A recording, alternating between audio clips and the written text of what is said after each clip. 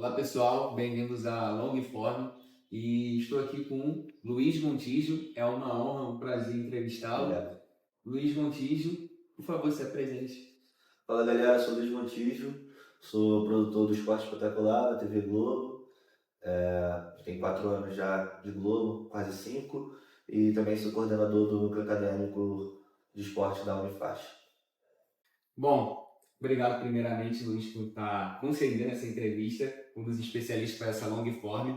Luiz, muito obrigado, faço o convite para você participar mais vezes, é um privilégio estar te entrevistando, um prazer, uma honra. Obrigado. E a gente vai seguir essa linha da temática da Libertadores. E, cara, eu quero saber, primeiramente para você, o que você considera como um dos elementos principais para a Fluminense ter conquistado o título em 22, 23, o Fluminense, o Botafogo ter conquistado em 24, o Flamengo ter conquistado em 22. Eu acho que são características da conquista muito distintas para os três clubes. Eu acho que o que justifica, obviamente, uma conquista de Copa é um excelente time. Acho que isso é a primeira coisa, assim. Um trabalho que dá certo, que dá liga, time, treinador, torcida e gestão. Acho que sem essa combinação fica impossível. Não tem um elemento comum aos três, senão os três tendo um bom time. Acho que isso era o primordial. Os três tinham um bom time com um bom técnico. E aí eu acho que isso fez com que eles fossem campeões. Mas eu justifico a Libertadores 22 do Flamengo, por exemplo. Eu acho que já vem um trabalho mais duradouro, de um investimento, de uma organização de casa, que fez com que o Flamengo pudesse investir, ter um excelente time e pudesse chegar ao resultado satisfatório com a melhor campanha da história da Libertadores do clube brasileiro. Já o Botafogo, acho que a história também passa por um bom investimento, um alto investimento, mas um ano atípico, né? Foi um aporte feito de uma SAF, chegou, investiu bastante, contratou os melhores jogadores e foi campeão. Sucesso muito similar com o Flamengo, porque fez um alto investimento, tem um bom time e ganhou. A história do Fluminense já é um pouco diferente, né? O Fluminense não investiu tanto, mas acabou descobrindo na sua base e no seu trabalho de scout de peneira que faz pela América do Sul, talentos fundamentais para que conseguisse ter um bom time. Além disso, tinha um excelente treinador com uma filosofia de jogo muito diferente. Por ser uma coisa muito particular, é muito difícil das pessoas marcarem. Acho que no primeiro momento isso estranha, e aí você até se dá conta e habituar com o Diniz, você já tomou 4-0, que é muito difícil. E assim, aos poucos eu acho que os outros clubes iam acabar identificando o jeito de jogar do Diniz e chegar a uma solução para evitar o estrago que o dinizismo faz. Mas, pô, ele tinha muito talento, né? Eu acho que aí também tinha alguns jogadores fora de série, né? Tinha o Cano vivendo um ano iluminado, o John Arias, cracaço, fora da curva, né? O André. Então, assim, tinha alguns jogadores, Nino também, que eram muito fora da curva e acabaram também justificando, né, esse título. Eu acho que é isso, eu acho que a combinação é perfeita para uma Copa. Você tem um excelente time, que a torcida perceba isso e vá no embalo, porque faz diferença, modifica a atmosfera. Copa, você conta muito a atmosfera, o jogo em casa, o jogo fora de casa. Então, acho que a torcida também acompanhou muito, foi muito junto e teve uma sinergia, treinador, time, elenco e gestão, e quando tudo encaixa é muito Isso é difícil. difícil de parar. E o que eu acho interessante nessa hegemonia da Libertadores, diferente da Champions, é que, apesar de uma hegemonia brasileira, né, é algo muito diferente um do outro. Foi o que você disse, cada um conquistou de uma forma diferente, seja por dinheiro, seja por conexão entre o clube e a torcida. E seguindo essa linha do Rio de Janeiro ter conquistado, você acredita que o futebol carioca voltou ou só foi algo à parte que aconteceu? É difícil falar, cravar com certeza, né? Porque, assim, eu acho que o Fluminense hoje é um time estável, né? O Fluminense não oscila tanto, ele disputa ali por Libertadores agora, vai se manter ali, né? Desde a primeira passagem do Diniz até essa volta agora, eu acho que ele vai ficar brigando ali sempre por essa Libertadores para Libertadores.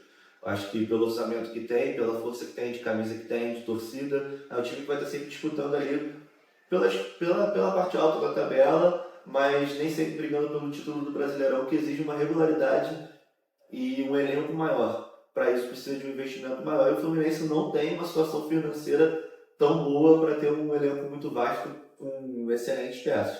O Fluminense tem um bom time, né, e uma estrutura grande, não excelente, mas uma boa estrutura que capacita o clube a estar disputando ali sempre por Libertadores. Acho que o sucesso também na Copa do Mundo de Clubes serve para exemplificar isso, mas também é muito devido à conquista da Libertadores, que permitiu que o clube fizesse a manutenção do elenco e tudo mais. Eu acho que o Fluminense tem esse caso específico. O Vasco está buscando uma remontada. Então, apesar dele não estar disputando a Libertadores, não fazer parte desse... O Vasco ainda não está no mesmo patamar dos três. E está buscando se estabelecer, se reorganizar. Mas vive uma questão muito complicada politicamente. O Botafogo também. Apesar do sucesso em 24, né, e o quase sucesso em 23 com o Brasileirão, teve ali aquela derrapada no final, eu acho que o Botafogo está se organizando para disputar ali, como Fluminense, Flamengo, sempre Libertadores e tal, até às vezes brigar por título, mas tem uma questão muito complicada, né? Essa questão política do John Textor é muito difícil saber qual vai ser o futuro do Botafogo e saber se o clube vai ter, porque assim, 23 e 24 foram anos em que a SAF botou muito dinheiro no clube. Sim. É difícil você imaginar que todo ano tem esse aporte de 300, 400 milhões de reais para investimento de contratação. E também é difícil imaginar hoje se isso vai continuar acontecendo, porque a gente não sabe do futuro da Eagle, da SAF, do Textor. Então é muito complicado cravar. Fato é que o Flamengo vai continuar brigando ali por muito tempo. E essa hegemonia carioca, assim, é legal da gente ver o futebol carioca botar força contra o futebol paulista, que é a principal força do Brasil.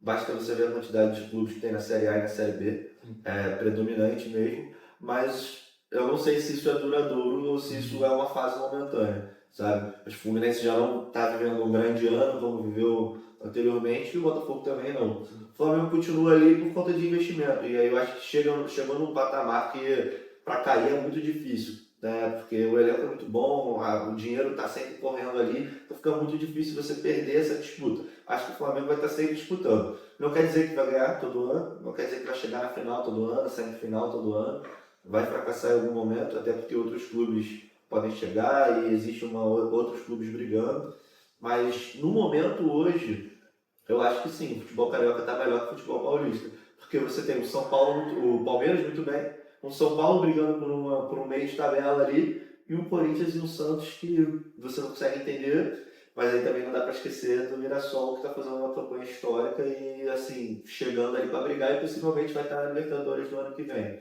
Já o Bragantino cai um pouco. Então é uma oscilação ali, eu acho que o São Paulo continua sendo o grande centro do futebol brasileiro, porque tem majoritariamente, né, tem maior quantidade na Série A e na Série B, mas acho que nesse momento, se você pegar os quatro grandes, os três cariocas estão melhor que os quatro paulistas, né? O Vasco ali querendo brigar por algo e até tá dando um certo trabalho agora na reta final do Brasileiro. E não, ainda ganhou de 6-0 do Santos, que é um time tradicional do paulista. E na última terça-feira, 28 de outubro de 2005, tivemos aquela mega operação do policiais invadindo o Complexo da Penha, o Complexo da Limão. Eu queria saber, cara, pela tua parte, se em meio a um Rio de Janeiro instável, seguramente falando, se o futebol conquistando os 3 títulos da Libertadores, futebol carioca, isso se torna uma resposta simbólica, vamos dizer assim, por conta da segurança que cada carioca passa. E ainda, dia 29 de outubro, quarta-feira, o Flamengo chegou à final da Libertadores, um dia depois da mega operação. Se você considera que isso é um alívio para o carioca? Ah, cara, não, né? Eu acho que não dá pra botar na mesma balança, assim. Eu acho que são coisas distintas.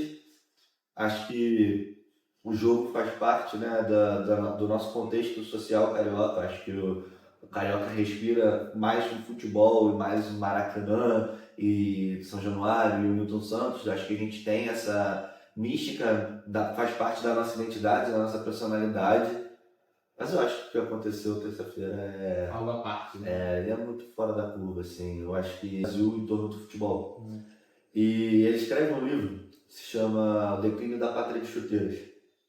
E durante todo esse processo, ele explica como o Estado, e aí Estado-nação, né, na época, a ditadura militar, tentou fazer do futebol parte desse processo de formação da identidade brasileira como país do futebol, para resgatar e tirar um pouco o foco dessas mazelas que o povo brasileiro vive, né? E na época, a ditadura usou isso como projeto de governo para ressaltar ideais de nacionalismo, patriotismo, vestir a camisa da seleção, e era o processo era de formação muito dentro da seleção brasileira. Camisa verde e amarela, né, o tipo Pelé, usar o Pelé como símbolo daquele jovem preto que era pobre e conseguiu o sucesso por conta do futebol. Sim. Eu acho que a gente vive essa realidade muito no futebol brasileiro e muito, principalmente no futebol carioca. Eu acho que o futebol carioca é essa identidade. Eu acho que o Rio de Janeiro é um pouco a identidade que se vende do Brasil. Sim, o moleque sai do morro. Exatamente, é o Vini Júnior, Sim, né? sim. Aí você também tem isso no Neymar, mas você tem mais representado no Vini Júnior, né? Aí você consegue ver outros tantos que vão surgindo, Lohan, John Kennedy, Matheus França, Ryan. Você tem vários jogadores que você consegue ver essa narrativa sendo construída. Sim. Mas eu acho que o que aconteceu na PEN e no Alemão na terça-feira está aquém disso, sabe? Eu acho que ali são pessoas que são deixadas à margem estrategicamente há anos. E o que aconteceu agora na terça-feira já aconteceu há 15 anos atrás, em 2010, com o processo de formação da UPP, né? Para um futuro de uma Copa do Mundo que vinha ter no Brasil, para o futuro de uma Olimpíada que vinha ter no Brasil, construção, por exemplo, de teleférico para subir o Alemão, e hoje isso está tudo abandonado. Todo esse processo que aconteceu, essa matança também aconteceu há 15 anos atrás, e o Estado desocupou esse lugar de novo e deixou essas pessoas à margem mais uma vez. Então o tráfico voltou para a região, o território não foi retomado pelo poder do Estado e essas pessoas continuaram abandonadas. Então eu acho que o que aconteceu ali, eu não sei nem se eu estou preparado para falar disso, porque eu acho que é uma coisa gigante, uma coisa muito macro, de processo de formação. Acho que isso é estratégico, sabe? Não sei se tem o quê de uma busca por uma política por ser um ano de se aproximar de eleição. O fato é que é algo que precisava ser feito, mas eu acho que o que está sendo feito ali não é certo, sabe? Acho que operações de favelas, elas deveriam ser feitas de formas diferentes. Eu acho que a gente deveria agir com infraestrutura para possibilitar que essas pessoas tenham outros nortes, sabe? Outras referências, outras oportunidades. E você tirar todas as oportunidades delas ao longo de anos e só ir lá, subir, fazer uma operação, matar um monte de gente, criar o caos na cidade. E pra nada. Se você for lá hoje na Penha, você pode ter certeza que tudo já está no lugar como estava antes deles fazerem a operação. Eu acho que aquilo aí foi em vão, e eu acho, cara, que sinceramente o futebol nesse momento não serve de alento, de calmante para essas pessoas. Eu acho que foi muito mais sério. Acho que é isso. Acho que nesse momento não serve. Luiz, você que atua no jornalismo esportivo, cara, aí a gente vai entrar mais, voltar no conceito simbólico. Considerando o ambiente urbano, ruas, favelas, o futebol, você acredita que existe algo, vamos dizer assim, no espírito da cidade, que na sua visão favoreceu o tricampeonato dos times cariocas? O estádio, né, cara? A atmosfera do futebol carioca, ela é diferente. Acho que a nossa torcida, ela é diferente. Acho que assim, no caso do Flamengo e Fluminense, a força do Maracanã, ela é bizarra. Quando o estádio está lotado, quando você vai jogar no Maracanã, no Rio de Janeiro parece que assim, jogo de quarta-feira, 2 horas da tarde, quem fez, quem não fez não faz mais, e é isso, tá todo mundo assim, caraca, tem que estar 4 horas pra gente parar de trabalhar e já instalar a primeira e vai viver aquilo ali por 5 horas antes de entrar no estádio. Então eu acho que isso vai contagiando, né? Eu lembro até de uma fala, e aí já não foi no contexto da Libertadores, mas foi na Copa do Mundo dos Clubes, do Renato falando para os tricolores usarem a camisa, né? E aí você olhava na rua, você saía naquele domingo, eu lembro que eu fui Eu fui na Feira da Glória, eu ainda morava aqui no centro, na Lapa, e eu fui na Feira da Glória com um amigo que é tricolor, minha mulher e a mulher dele, cara, você só vê a camisa do Fluminense na rua. E eu acho que isso vai contagiando, isso acontece. Tem um outro pensador que se chama Johan Huizinga, e ele aborda a questão do jogo, né? E ele fala muito sobre esse círculo mágico que envolve o futebol, o espetáculo, o esporte, né? E o círculo mágico o que é? Num tempo determinado, que o jogo tem uma duração, né? No caso 180 minutos. E esses 180 minutos, durante aquele tempo, é um mundo à parte da sociedade.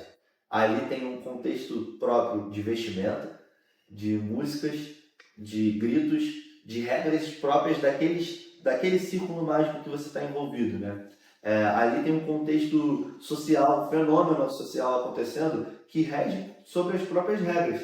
Então, você tem ali as pessoas estão diante do mesmo contexto. Uhum. Você não conhece quem está do lado, mas todo mundo está vibrando igual. Vale xingar, né, dentro dos limites, né, não passando dos limites, mas vale xingar, vale extravasar, vale gritar. E quem não grita é até errado, quem está sentado está errado, né? Tá todo mundo contagiado ali naquele momento por muita energia. Eu acho que isso faz parte do nosso processo de construção identitária do cidadão carioca e também faz parte desse contágio. Aí você vai no Newton Santos, também tem essa energia. Você pega o trem todo tomado, então você vai de trem, chega lá, todo mundo desce junto, e aí ganha aquele estádio, né? O Botafogo tem uma característica muito particular, que é o mosaico perfeito, né? Então a gente viu aquele espetáculo no início do jogo que transforma, modifica a atmosfera do estádio. E uma questão muito particular também do Botafogo, que a escassez de título anterior faz com que esse momento seja um ápice, né? Uma catarse muito, muito fora do normal, assim, algo muito extraordinário e que as pessoas estavam esperando muito por isso. Então é um apogeu muito gigante, assim, sabe? E o Maracanã, Flamengo e Fluminense é o estádio mais simbólico do mundo, Sim. sabe? Então quando esse estádio está inflamado e esses times percebem que, cara, só depende deles também, acho que a torcida empurra e faz total diferença. Cara, eu ia fazer essa pergunta, como é que você encarou bares, ruas, você que estava mais por dentro, sendo jornalista, de 2022 a 2024, só que você acabou já respondendo essa pergunta toda. Cara, assim, 22 eu vivi, né? Eu falo abertamente que eu sou flamenguista, acho que eu não tenho por que esconder isso. Eu acho que faz parte hoje de nós jornalistas mais jovens desmistificarem um pouco isso.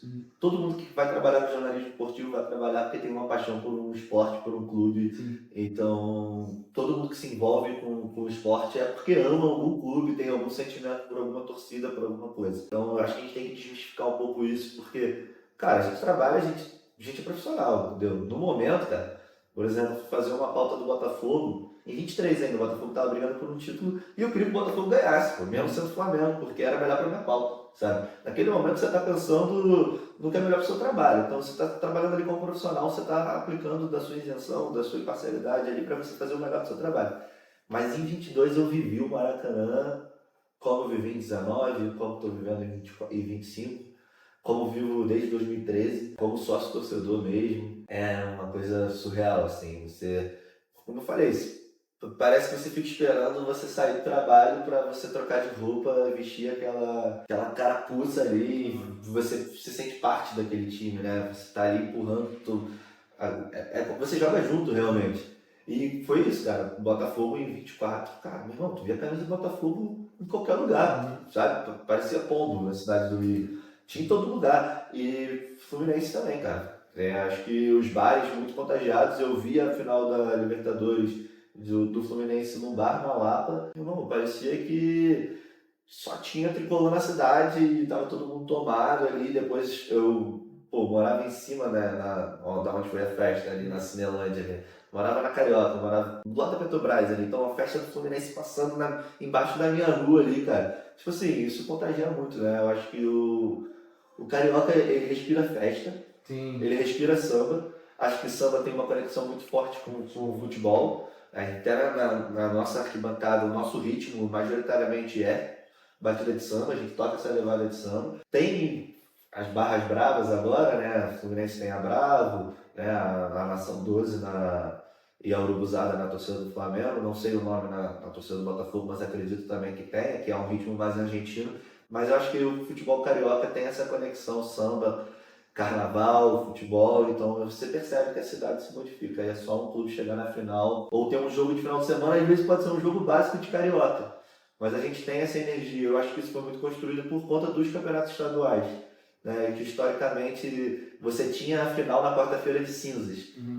Então isso era muito emblemático, porque é o dia que acaba o carnaval, a gente fecha o carnaval com um jogaço no Maracanã, e antigamente você tinha uma tradição de se cantar muitos sambas enredos nas arquibancadas, e aí nesse momento meu pai conta que, independente se você era Fluminense ou se você era Flamengo, e se tivesse no Fla-Flu e o samba daquele ano do carnaval estivesse cantando na arquibancada, o Maracanã inteiro cantava, não só uma torcida ou outra. A gente tem, né, por exemplo, o Fluminense canta o Explode Coração, né, acho que é Velho Ita, o nome do samba, que é o samba da torcida do Fluminense canta também a música do Revelação, a torcida do Flamengo canta o samba da União da Ilha, canta o Rei Mandou, então tem alguns sambas, né, a torcida do Botafogo e a do Flamengo cantam o clássico da Ivete Carvalho, Você Chora, né, pagou com traição e tal, então assim, faz parte do nosso contexto, então eu acho que tem tudo a ver, assim, cidade respira samba.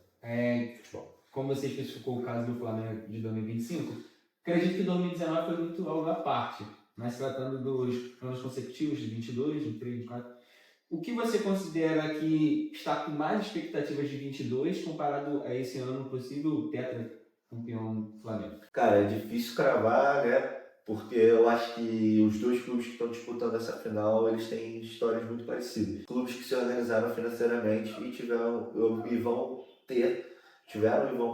continuar tendo sucesso esportivo. É impossível separar as coisas, eu acho que um é consequência do outro. Acho que o Palmeiras vem com esse sucesso um pouco mais anterior, desde 16, né? Eu acho que 16, 17. Você tem ali o time do Gabriel Jesus, por exemplo, e de lá pra cá o Palmeiras vem ganhando muito título. O recorte ainda é maior que o do Flamengo de 19. O Flamengo começa em 16 a ter aquela história do cheirinho, que virou até um pouco de chacota dos torcedores rivais, mas eu não considero tanto assim. Eu acho que se você está falando que você está sentindo o cheiro de título, é melhor do que você sentir cheiro de rebaixamento, né? Ou de qualquer outra coisa. Sentir o cheiro do título virou chacota, porque é isso, né? Como o Botafogo de 23. Chega muito perto, perde, claro que você vira chacota dos adversários. Faz parte, eu acho que isso é o legal, o divertido do futebol. Essa zoação, essa brincadeira. Mas, em compensação, o sucesso estava muito próximo de acontecer. Você teve uma final de Copa do Brasil, uma final de Sul-Americana, e isso vai acontecendo e vai se desenvolvendo. Como eu falei, eu acho que o Flamengo vai continuar disputando o título por muito tempo, até que os clubes se organizem e cheguem no mesmo patamar de Flamengo e Palmeiras. O que é muito difícil. É muito difícil porque você tem que ter uma coisa muito clara com a torcida de dizer para eles assim: nós vamos parar de ganhar títulos e disputar títulos por um tempo, para que a gente se organize financeiramente. Talvez até caiamos, né? É possível que a gente caia. E se isso acontecer, faz parte do processo para que a gente, no futuro, viva as nossas glórias. Um propósito. Porque, abertamente, eles não vão dizer que estava na conta não, tá? Mas estava na conta cair em 2013. Que acabou ganhando uma Copa do Brasil, que deu fôlego para a torcida do Flamengo entender que o processo ia acontecer de uma forma que precisava acontecer. Porque ia cair. Né? O Flamengo brigava para não cair do início dos anos 2000. Aí teve um 2019 que o Flamengo larga em 18º e consegue o título, porque foi uma coisa que ninguém nunca entendeu. Essa arrancada foi uma arrancada mesmo, diferente do que acontece. Geralmente o clube que ganha o primeiro turno, ele ganha o segundo turno e é campeão. Aquele ano não aconteceu assim, foi totalmente atípico, foi uma arrancada. Mas estava no processo ali cair. E eu acho que essa organização ali dos clubes faz com que o Flamengo e o Palmeiras estejam muito acima nesse momento, em busca dessa possível hegemonia, que eu acho que ela vai acontecer naturalmente num processo a longo prazo, como já vem acontecendo. Claro, um ano vai ter um Atlético Mineiro que vai chegar, vai botar um investimento, vai ganhar um título ali brasileiro, Copa do Brasil. No outro ano o Botafogo vai ganhar a Libertadores, o Brasileiro, o Fluminense vai buscar o Brasileiro. Isso vai acontecer. O São Paulo ganhou uma Copa do Brasil em cima do Flamengo, inclusive. Vai acontecer, normal, como o Cruzeiro está aí, mostrando que pode ganhar uma Copa do Brasil ou não, pode ser o Fluminense e o Vasco, tudo pode acontecer. Mas eu acho que essa hegemonia vai ficar por um tempo até que os clubes se organizem e entendam que é preciso arrecadar mais do que se gasta, pagar dívidas e organizar um clube a longo prazo. O Flamengo de 19 foi um processo de construção em 15, em 16. Diego Alves, Diego Ribas, Everton Ribeiro, Ilharão, Rodinei. E aí você tem uma caminhada, né? Em 22, por exemplo, a Copa do Brasil, o Flamengo ganha com o gol de Rodinei. Rodinei chegou no Flamengo já tem, sei lá, já tinha 10 anos que ele fez aquele campeonato brasileiro na Ponte Preta muito bom. Ele sai, vai pro Inter, volta, mas, pô, o cara já conhecia o Flamengo há muito tempo. Então é um processo duradouro. Hoje você tem o Flamengo disputando o título de novo em 25, mas com a permanência do Bruno Henrique, com a permanência do Arrascaeta. Você tem o Léo Pereira que já chegou em 20, aí essa construção de clube, você está falando de 5, 6 anos de uma manutenção de um elenco. O Palmeiras é a mesma coisa, com sua principal arma, a manutenção de um técnico. Né? Então eu acho que essa consolidação ela se faz gradativamente e isso torna um time muito potente. Né? E quanto mais título você ganha, mais dinheiro você ganha, mais você consegue ter um bom elenco, mais você consegue fazer a manutenção do seu treinador, do seu elenco, mais títulos você consegue disputar. Acho que é uma bola de neve. Não à toa o Bayern de Munique ganha todo ano na Espanha, na Alemanha, não à toa o Real Madrid ganha todo ano na Espanha, ou o Barcelona, ou o Atlético de Madrid, são as três forças, porque quanto mais elas ganham, mais elas se retroalimentam de dinheiro e mais elas se retroalimentam de títulos. Eu acho que é uma bola de neve. Luiz, no âmbito sul-americano, seja fora do Rio de Janeiro, no âmbito de outros estados do Brasil, como você enxerga a mudança de mente da imprensa? Seja paulista, seja uma imprensa argentina, como você enxerga essa conquista de títulos que os cariocas conquistaram? Como você enxerga que eles passaram a mudar a ver de outra forma? Vamos lá. As grandes mídias estão concentradas, né? E aí os veículos de massa, comunicação de massa, televisão e rádio, e até impresso, estão concentradas no cinturão Rio de Janeiro-São Paulo. Fato. Há uma disputa de narrativa forte Rio-São Paulo, isso é fato. Acho que a imprensa carioca, ela tende a ser um pouco, de certa forma, clubista, pode-se dizer assim, e a imprensa paulista, bairrista. Acho que ela protege muito os clubes de São Paulo. Já a imprensa carioca, um ou outro protege mais algum clube. Isso pode acontecer, né? A gente ouve muito falar de Fla-Pres e é real. Ela existe não por lógica eu acho que protecionismo de algum clube, de favorecimento do Flamengo, eu acho que não é isso. Eu acho que existe uma hegemonia de se falar mais de Flamengo do que se dar mais audiência. Sim. Então se fala mais de Flamengo. Acho que isso existe. Já em São Paulo existe um protecionismo mesmo, um pouco de você falar melhor e puxar um pouco de brasa para os clubes paulistas. Acho que isso justifica a hegemonia também de São Paulo. Acho que por conta dessa hegemonia histórica de os clubes paulistas terem mais conquistas, mais relevantes, estarem ali performando melhor, ter um campeonato estadual mais bem disputado, né, com mais bem fomentado, formato também melhor. É o único campeonato estadual, ao meu ver, que é interessante se disputar, né, esportivamente. Acho que o Campeonato Carioca hoje perdeu muita força, Mineiro, do Sul também, né, o Gaúcho. E os campeonatos do Nordeste, eu acho que a Copa do Nordeste é mais forte que o próprio Campeonato Estadual. A Copa do Nordeste é maneiríssima, por sinal.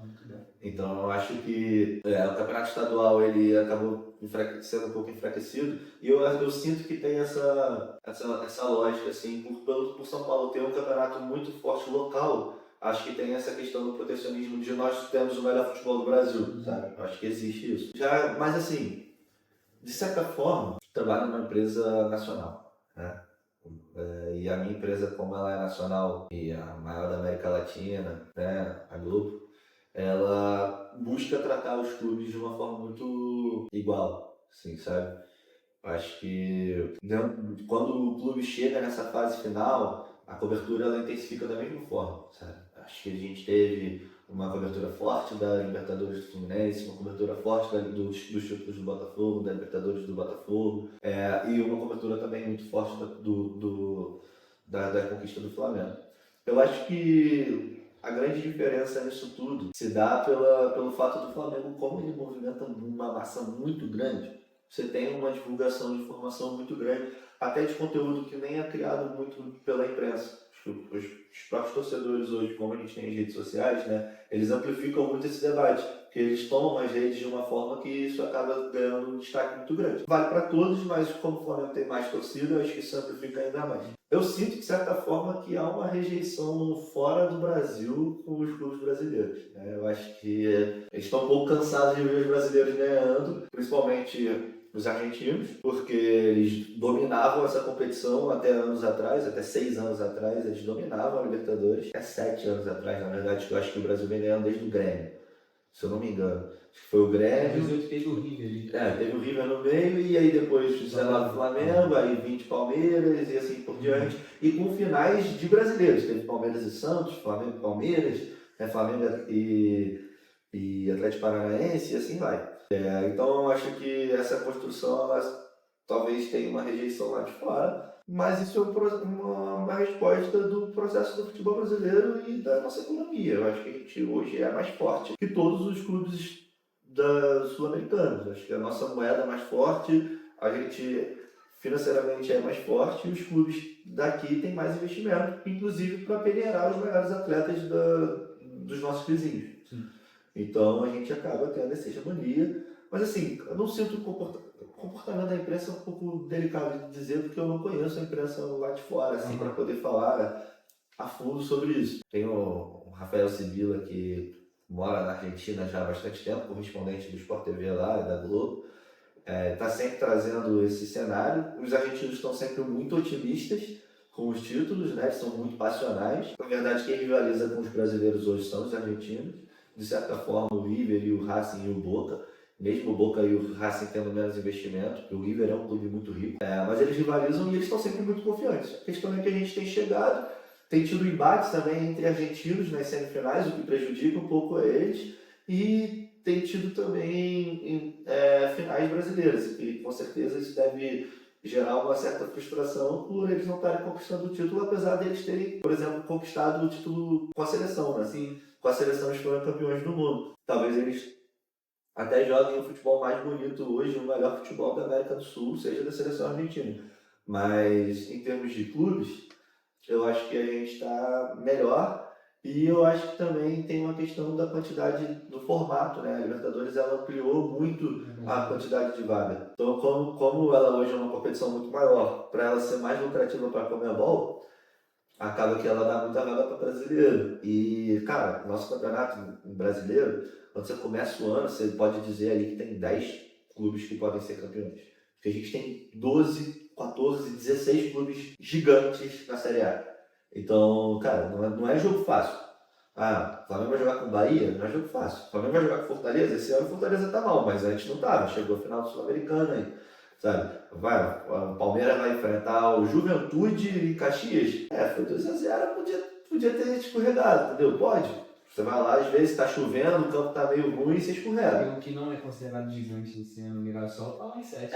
Então tem o Mirassol, tem o Bragantino, que de vez em quando chega, um Atlético Paranaense que não é um clube gigantesco, mas é um clube grande. Esse ano tá jogando a Série B, mas, bateu aí, Libertadores, Copa do Brasil, eliminou o Flamengo, Copa do Brasil, foi campeão, chegou em final de Libertadores, final do Sul-Americano, campeão do Sul-Americano, e aí sim, você tem um Grêmio muito forte, não está disputando o título agora, mas é tricampeão da Libertadores, é campeão brasileiro, e aí disputa o Internacional, campeão do mundo, São Paulo, tricampeão do mundo, então assim, são clubes que podem não estar bem, né, mas tem muita força, então eu acho que quando você dá muita oportunidade de clubes brasileiros, e aí são às vezes 8, às vezes 9 brasileiros disputar uma Libertadores, aí fica realmente difícil pro resto, porque, cara, chegar numa semifinal, clube brasileiro disputando, né, tá lá disputando, como por exemplo, aí o embate entre brasileiros já tá garantido que tem uma final.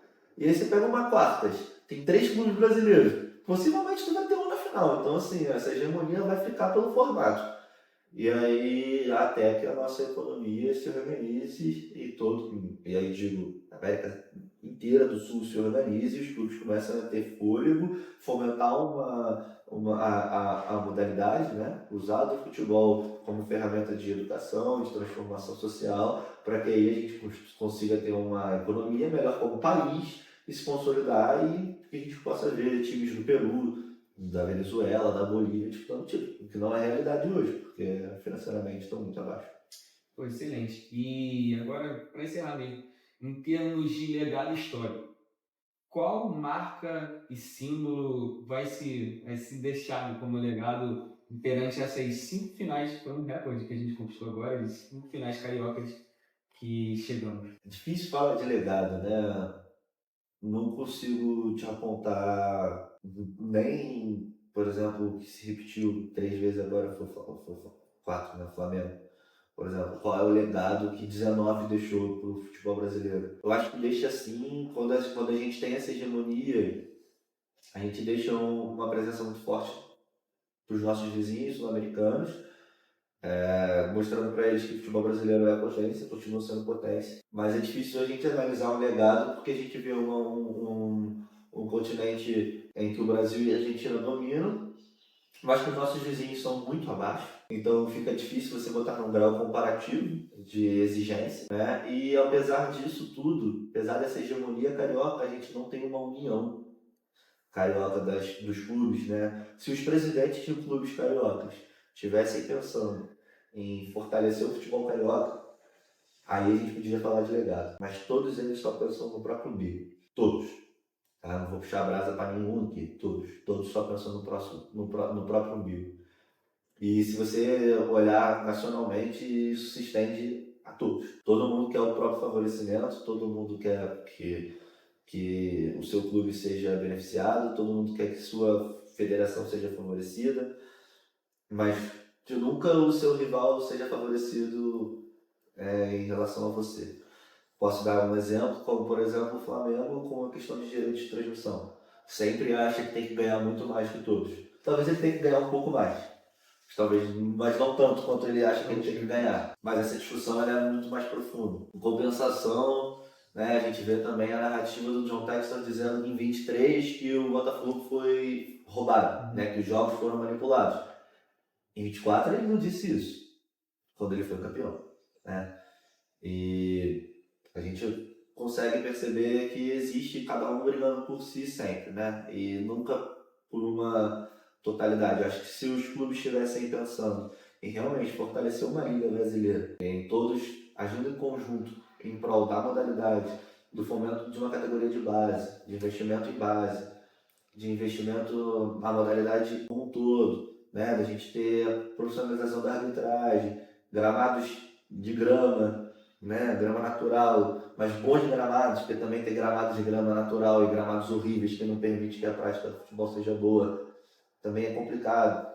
E aí a gente vê, né, de repente, às vezes um dirigente ou outro diz, mas grama sintética é ruim, mas aí o outro diz, mas é melhor sintético do que um gramado natural ruim. Cara, acho que a gente tinha que estar pensando todo mundo, é o mínimo, né? Bom gramado, é o mínimo, né? Paz nos estádios, paz no redor dos estádios.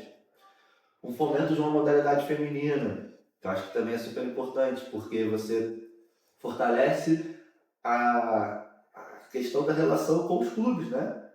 Porque daqui uns anos, a modalidade feminina vai estar totalmente fomentada no Brasil, igual, a gente espera, a masculina. E vai ser ruim, porque vai ser ruim você ser torcedor e ter que aguentar a zoação também de corintiano, que os caras as meninas dominam, né, futebol feminino.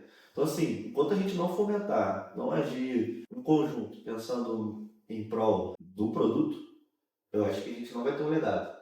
Porque esse legado é muito particular e muito individual. Então, por exemplo, teve um legado do Botafogo. Qual foi o legado? Um time magnífico, podia estar disputando tudo, podia ter feito um super mundial, porque se já ganhou do Paris Saint-Germain com esse time, se tivesse a manutenção do elenco campeão, poderia ter feito muito mais, poderia ter chegado muito mais longe. Então, assim, mas também pensou em dinheiro, vendeu, então teve um retorno financeiro ali. Mas uma situação conturbada politicamente. Eu acho que se a gente, para ser bem sucinto, o que eu quero dizer, e vocês terem um bom corte, né? Porque eu estou me alongando e estiquei muito por várias coisas. Para a gente ter um legado, os clubes e os dirigentes e as federações precisavam estar pensando em conjunto. Todos pensam muito individualmente no benefício próprio. Se a gente pensasse em fomentar a modalidade no país, em fomentar categorias de base e usasse o futebol e o esporte em geral como processo de construção e transformação social, a gente ia ter um legado. Isso não é assim que funciona no Brasil. A grande realidade é que menos de 5% dos jogadores de futebol ganham mais que o salário mínimo, né, profissionais. As mulheres, né, se falam. A categoria de base, 2 ou 3% se torna profissional, do que tenta chegar, e eles são abandonados. Né? Os atletas de 20 anos, que são essas pessoas que a gente falou, né, que não tem estrutura, que vem no futebol, a única chance de ascensão social, de transformação de uma realidade de uma família inteira. Quando ela chega com 20 anos, ela não estudou, porque ela teve que abdicar do estudo dela para poder ser atleta. Ela teve que abdicar do seu convívio social para ser atleta. E ela teve que construir um psicológico que ser atleta era a salvação dela. Quando ela não chega, o que ela se torna? Ela está à margem da sociedade também. Ela não tem formação acadêmica, ela não teve convívio social com os seus amigos, viram seus amigos estudarem, crescerem, se desenvolverem, e ela não cresceu. E ela teve um psicológico abalado, porque por ser atleta era tudo para ela. A partir do momento que ela se frustra, ela pode ter uma depressão, pode desenvolver transtorno de ansiedade. Então a gente deveria pensar o esporte como os Estados Unidos pensam. Talvez os Estados Unidos hoje não tenham uma liga profissional competitiva, atraente, como produto até tem, mercadologicamente, mas competitiva esportivamente. Mas o processo de formação de uma liga profissional se dá numa liga universitária. Então você tem atletas que são preparados academicamente para ter uma segunda profissão, caso algo dê errado. E o Brasil não tem isso. E mais do que isso, não pensa num coletivo de formar também uma liga competitiva e atraente para, por exemplo, disputar com os interesses com uma Champions, disputar uma audiência com uma Premier League, disputar e fomentar. Então a gente vê um legado social e estrutural para o país muito enfraquecido por conta dessa não unificação de pensamento em melhoria, e também vê um legado esportivo muito ruim, porque a gente cria os nossos talentos aqui, eles se destacam e a gente vende, como fez o Botafogo. Então a gente fortalece, na verdade, as ligas e os produtos europeus, e a gente não fortalece a nossa liga. Então a gente vê um processo de construção de uma seleção brasileira fracassada, porque a gente não tem identificação dos nossos torcedores com a seleção. Os nossos atletas estão moldados para o futebol europeu, então eles fazem o que o futebol europeu exige. Quando eles chegam aqui, a gente exige que eles joguem de forma brasileira. E aí eles não têm essa identidade mais, porque se formam num processo lá de fora, em que excelentes coadjuvantes e excelentes jogadores num processo de time são mais importantes do que talento individual. Então a gente forma talento individual, cede para eles, eles formam um excelente time e lá eles são campeões porque eles formam uma seleção mundial. E aí quando chega aqui, a gente está com a nossa modalidade fraca. Então se eu pudesse dizer, legado, a gente vai ter a partir do momento que a gente pensar o futebol de uma forma igualitária e unificada. E mais do que isso, se eu pudesse fortalecer a seleção brasileira, o meu ideal seria que a gente priorizasse o futebol brasileiro para formar a nossa seleção, pensando em alguns talentos pontuais que são essenciais, como o Vinícius Júnior, né? Como o goleiro Alisson, o goleiro Ederson, Marquinhos, Casemiro, Rodrigo. Mas eu acho que a gente devia pensar em usar a nossa base de futebol brasileiro para estruturar uma seleção brasileira. Porque antigamente você tinha uma identificação muito grande porque o camisa 10 do seu time era o camisa 10 da seleção. Hoje já não é mais assim. Então a gente tem um distanciamento do brasileiro com a seleção brasileira. Apesar das grandes audiências da TV Globo, do esporte da TV Globo, continuarem tendo o futebol brasileiro, da seleção brasileira como o ápice, né? Eliminatórias, Copa América, Copa do Mundo, quando o Brasil joga, ainda bate recorde de audiência, ainda são as maiores audiências do esporte na TV Globo, mas a gente precisava pensar isso como resgate da nossa identidade nacional, de aproximar o nosso futebol brasileiro do internacional com a seleção, e eu acho que a gente deixa isso um pouco de lado, e hoje a gente pensa talentos lá de fora, então tem jogadores que a gente sequer conhece, então que a gente sequer desperta interesse em assistir, e o legado é muito individual. Acho que o Flamengo tem um legado financeiro, o Fluminense teve um legado financeiro, conseguiu fazer a manutenção de um clube, conseguiu disputar o Mundial, conseguiu chegar na Copa do Mundo de Clubes, numa semifinal, e fazer uma graça ali, e em certo momento teve até quem sonhasse com o título de uma Copa do Mundo, porque era possível. É um jogo de futebol, então é possível, né? Mas, e aí? O que o Fluminense fez pro futebol carioca depois que chegou na Copa do Mundo de Clubes, numa semifinal? O que o Flamengo construiu quando chegou no Intercontinental, ou quando foi campeão de uma Libertadores? O que o Botafogo fez? O que o Botafogo fomentou no futebol carioca a partir dali?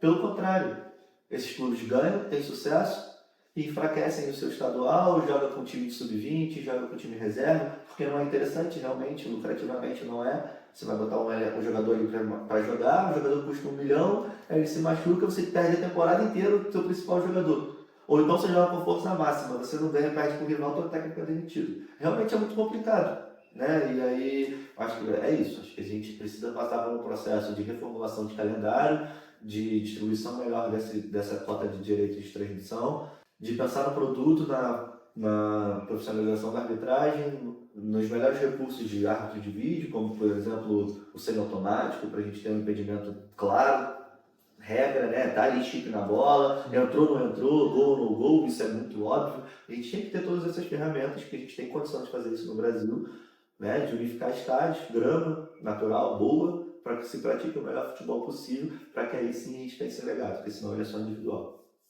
Luiz, Obrigado. obrigado, tá, cara?